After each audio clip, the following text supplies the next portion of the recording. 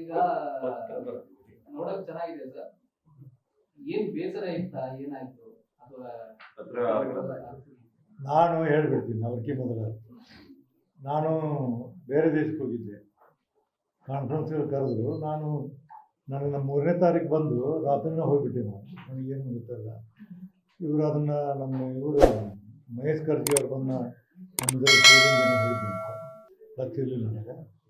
ಹಂಗೆ ಇದೆ, ನೀವು ನನಗೇನು ಕೇಳಿಲ್ಲ ಬಿಟ್ಟಿಲ್ಲ, ನಾನು ಹೆಂಗೆ ಬಲ್ಲಿ 20-29 ಆಗೋದಿಲ್ಲ. ಅದಕ್ಕೆ ನೀವು ಹೇಳೋದಿಲ್ಲ, ಹೇಳ್ಬೇಕು.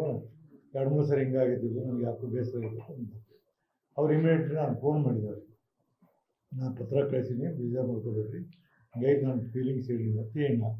ಅವರು ನನಗೆ ತೀರ್ಪು ಕಳಿಸಿದ್ರು, ಇಲ್ಲ ಅದಾಗಿದೆ, ಇದೇನು ಕಮ್ಯುನಿಕೇಷನ್ ಗ್ಯಾಪ್ ಆಗಿದೆ, ಸರಿಪಡಿಸ್ಬೋದು. ಇಷ್ಟ ನಾವೆಲ್ಲ ಇಲ್ಲಿಂದ ಹಂಗೆ ಬಂದೀವಿ. ಇಬ್ಬರು ನಾವು ಯಾವುದೋ ಕಾರ್ಯಕ್ರಮ ಮಾಡ್ತೀವಿ. ನಮ್ದು ಏನಂದ್ರೆ ಅವ್ರು ಸ್ವಲ್ಪ ಯಂಗ್ಸ್ಟರ್ಸ್ ಇರ್ತಾರೆ, ಭಾಳ ಮುಂದೆ ಮಾಡ್ತಿರ್ತಾರೆ. ಮಾಡಪ್ಪ ನಾವು ಬಂದು ಸೈ ಮಾಡ್ತಾ ಅಂತ ಹೇಳ್ತೀವಿ, ಇಲ್ಲಿ ಹೆಬ್ಬಟ್ಟು ಅಂತ ಹೇಳ್ತಿರ್ತೀವಿ ನಾವು, ಅಂದ್ರೆ ಮಾಡ್ತೀವಿ. ಆಗಿದೆ, ಏನಿಲ್ಲ. ಬೆಳಗ್ಗೆ ನಾವು 9 ಗಂಟೆಗೆ ಫೋನ್ ಮಾಡಿದ್ದೇವೆ, ನಾನು ಬಂದಿದ್ದೀನಿ, ಕುಂದು ಮಾತಾಡೋಣ, ಅದೇನಿಲ್ಲ, ನಾನು ಕಳಿಸಿದ್ದೀನಿ, ಆಯ್ತು, ನಾನು ಮನಸ್ಸಿನಾಗ ಅದಾದದನ್ನು ಹೇಳೀನಿ ಅಂತ ಇದೆ. ಅವರು ಕೂಡಲೇ ಸರ್ ನಾನು ಮನೆಗೆ ಬರ್ತೀನಿ ಅಂತ.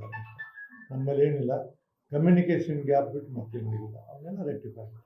ಸರ್, ಒಂದು ಏಕಪಕ್ಷೀಯ ಅನ್ನುವಂಥದ್ದು ವಿಚಾರನ ಸ್ಪಷ್ಟವಾಗಿ ಅಲ್ಲಿ ಪ್ರಸ್ತಾಪ ಮಾಡಿ. ಅದರ ಸರ್ ಕೂಡ ಅದು ಏಕಪಕ್ಷೀಯ ಅಲ್ಲ, ಅದು ಏನು ಅನ್ನೋದನ್ನ ನಿಮ್ಮ ಪತ್ರಿಕೆ ಪ್ರತ್ಯೇಕ ಬರೆಯುವಾಗ ಏಕಪಕ್ಷದ ಬರೀತಿರ್ತೀವಿ, ಈ ಸರಿ ಇದ್ರು ಬರೀತಿರ್ತೀವಿ. ಅದು ರಾಜಕಾರಣದಾಗಿದ್ದ ಚಟ ಅವೆಲ್ಲ. ಈಗ ಬಸವರಾಜ ಹೊರಟ್ಟಿ ಅವರು ನಮ್ಗೆ ಅತ್ಯಂತ ಹಿರಿಯರು, ಅನುಭವದ ರಾಜಕೀಯದಲ್ಲಿ ಕೂಡ ಹಿರಿಯರು, ಅವರ ಅನುಭವದಲ್ಲಿ ಕೂಡ ಅವರು ಹಿರಿಯರಿದ್ದಾರೆ. ಅವ್ರ ಸೌಜನ್ಯದೊಂದು ಭೇಟಿ ಚರ್ಚೆ ಮಾಡಿಕೊಂಡು ನಾವು ಇವತ್ತು ಯಾವ ರೀತಿಯಿಂದ ಉತ್ತಮ ಕೆಲಸ ಮಾಡೋದು ಚರ್ಚೆ ಮಾಡಿದ್ದೇವೆ.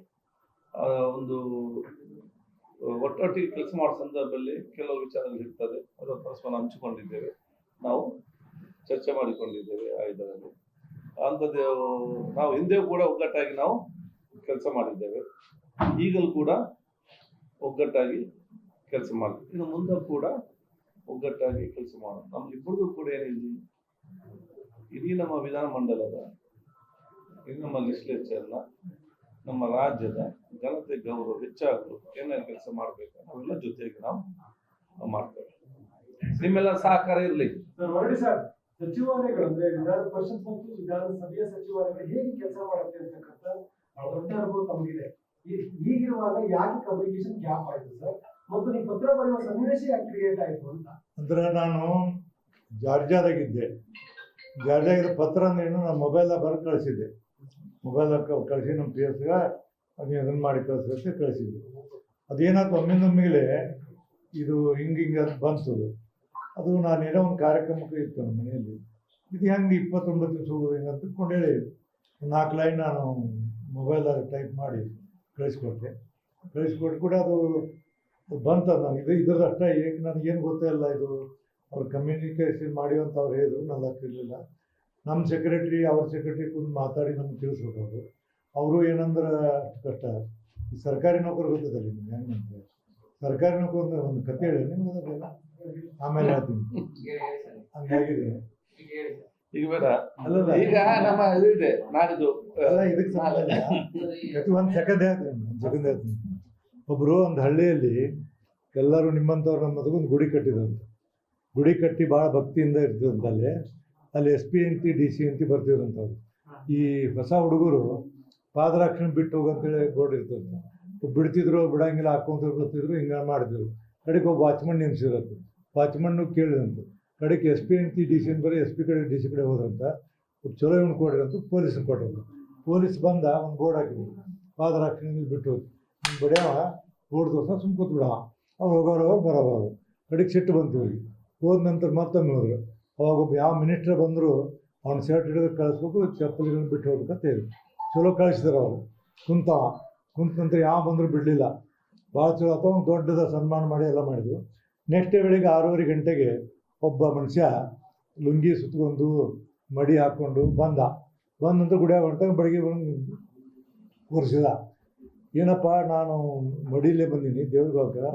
ಇಲ್ಲ, ನಮ್ಮ ಕಾಯ್ದೆ ಏನೈತೆ ಅಂದ್ರೆ ಪಾದರಕ್ಷಣೆ ಬಿಡೋಕಂತ, ಮನೆಗೆ ಹೋಗು, ಪಾದರಕ್ಷಣೆ ಮಂದಿ ಬಿಟ್ಟು ಹೋಗು ಅಂತ ಹೇಳಿ ಸರ್ಕಾರಿ ಕಾಯ್ದೆ ಅಂತ ಹೋಗ್ಬೇಕು. ಹಿಂಗೆ ಸರ್ಕಾರ ಹೆಂಗಿರ್ತಾವ ಅವರನ್ನೇನು ನಮಗಿದ್ದಂಥ ಕನ್ಸರ್ನ್ ಅಧಿಕಾರಿಗಳು ಇರೋದಿಲ್ಲ.